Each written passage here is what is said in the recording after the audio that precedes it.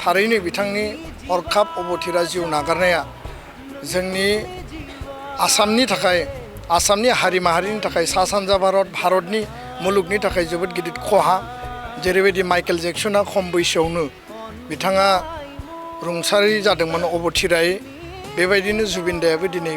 माने 52 बोसोराव 52 इयार्सआव जोंनि गेजेरनिफ्राय जानगारलांबाय बिथांनि जिखिनि अमर सृष्टि बे हदाय सानफ्रोमबो अमर जानानै थागोन दुलाराय बर' फरायसा आफादनि 52थि बोसोरसालिया जुथुमा दतमायाव जि जानानै थांबाय बे जुथुमायाव हारिमु बिलिफाङाव हांख्रायनो आं टेलिफनिक बिथांजों डिसकास खालामदोंमोन आरो बिथाङा जोंनो कमिटमेन्ट होदोंमोन जे बे बाराव आं फैनो हानाय नंला लन्डनाव आंहा शुटिं दङ किन्तु 2026आव एबसुनि जिखिनि जुथुमा जायो जेराव नोंथांमोना लिंहरो आं बेयावनो बाहागो लागोन होननानै जोंनो खोथा होदोंमोन कमिटमेन्ट होदोंमोन किन्तु बिथांनि कमिटमेन्टआबो आद्रा जाबाय जोंनि मिजिं आरो आसायाबो आद्रा जाबाय आसामनि सा सानजा भारतनि आरो गासै भारत आरो मुलुगनिनो सासे माने आइकनिक सासे आर्टिस्ट आरो सासे गागि मेथाइ खनगिरि बिथाङा प्रडिउसार मिउजिक कम्प'जार मेथाइ लिरगिरि गासैबो बिथिङाव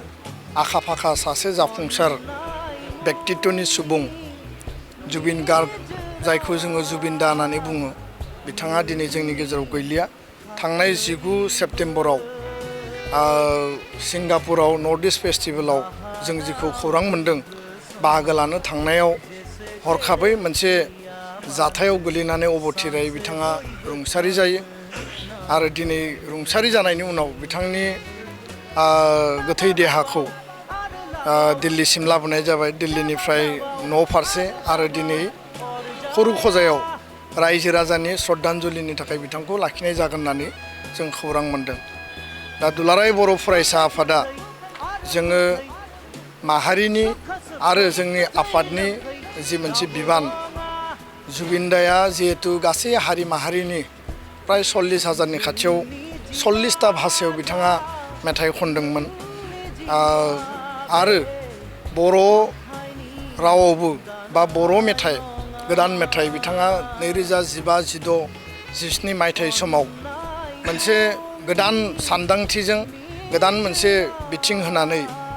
माखासे मुंदांखा मेथाइफोरखौ बिथाङा खननानै गालांदों आरो गोबां हारि माहारि बिथाङा गावनो मेथाइ सुजुनो गावनो मेथाइ खनदों दिनै बिथांनि जि अमर सृष्टि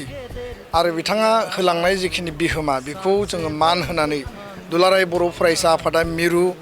जिल्ला दखरा इउनिटआव जोङो बिथांनो श्रद्धान्जलि बिबार बावनाय मान बावनाय हाबाफारि जों लादों आरो 2 मिनिट बिथांनि मुङाव जों कन्डलेन्सनिबो हाबाफारि लादों मोनाबिलियाव 6 रिंगायाव बिथाङा जिहेतु 52 बोसोराव माने रुंसारि जादों बेखायनो 52ता आलारि बाथि बा ममबाथि जों सावनानै बिथांखौ जोङो जोबथा बिदाय होनाय दुलाराय बर' फरायसा आफादा लादों जुबिन गार्गआ बड'लेण्ड बा बिटिआरजों बा बर' हारिजों खाथि सोमोन्दो दङ मानो होनोब्ला बिथाङा तामुलपुर हायार सेकेन्डारियाव मेट्रिक पास खालामदोंमोन स्कुलिया जिखिनि स्कुलिं बिथांनि जिउ जोंनि बड'लेण्डनि मोनसे हार्टलेण्डआवनो बिथाङा फरायदोंमोन आरो गोबां खेब टंलायाव थानाय जाय पबित्र राभा बिथांनि न'खराव एनएसडि बिथांनि न'खराव बिथाङा भिजिट खालामफैयोमोन क'क्राझाराव चिराङाव गोबां समाव बिथाङा दावबायहैदों आरो जोबथा खेबनि थाखाय दुलाराय बर' फरायसा आफादनि 52थि बोसोरसालिया जुथुमा दतमायाव जि जानानै थांबाय बे जुथुमायाव हारिमु बिलिफाङाव हांख्रायनो आं टेलिफनिक बिथांजों डिसकास खालामदोंमोन आरो बिथाङा जोंनो कमिटमेन्ट होदोंमोन जे बे बाराव आं फैनो हानाय नंला लन्डनाव आंहा शुटिं दङ किन्तु 2026आव एबसुनि जिखिनि जुथुमा जायो जेराव नोंथांमोना लिंहरो आं बेयावनो बाहागो लागोन होननानै जोंनो खोथा होदोंमोन कमिटमेन्ट होदोंमोन किन्तु बिथांनि कमिटमेन्टआबो आद्रा जाबाय जोंनि मिजिं आरो आसायाबो आद्रा जाबाय दा बे मोनसे दुखुनांथाव थासारि आरो दिनै हाजार हाजार लाख लाख माने आसामनि बिभिन्न जाति जनगोष्ठी बिभिन्न भाषा भाषी धोरोमारि सुबुंफ्रा जुबिन दानि थाखाय माने मोदै हुगारदों थारैनो बिथांनि हरखाब अबथिरा जिउ नागारनाया जोंनि आसामनि थाखाय आसामनि हारि माहारिनि थाखाय सा सानजा भारतनि मुलुगनि थाखाय जोबोद गिदिर खहा जेरैबायदि माइकेल जेक्सना खम बैसोआवनो बिथाङा रुंसारि जादोंमोन अबथिरायै बेबायदिनो जुबिनदायाबो दिनै माने 52 बोसोराव 52 इयार्सआव जोंनि गेजेरनिफ्राय जानगारलांबाय बिथांनि जिखिनि अमर सृष्टि बे हदाय सानफ्रोमबो अमर जानानै थागोन आरो बिथांनि मेथाइफोरा जेब्लायबो हारिमुजों जोंनि जिउ खुंनाय सहज सरल साधारन जिखिनि जोंनि जिउनि थासारि जोंनि आगुनि गोजाम दोरोङारि गेलेनाय बायदिसिना मुवा बेसाद आरो गोदान जोलैखौ इन्सपायार खालामनाय बायदिसिना बिथिङाव बिथाङा मेथाइ खनदों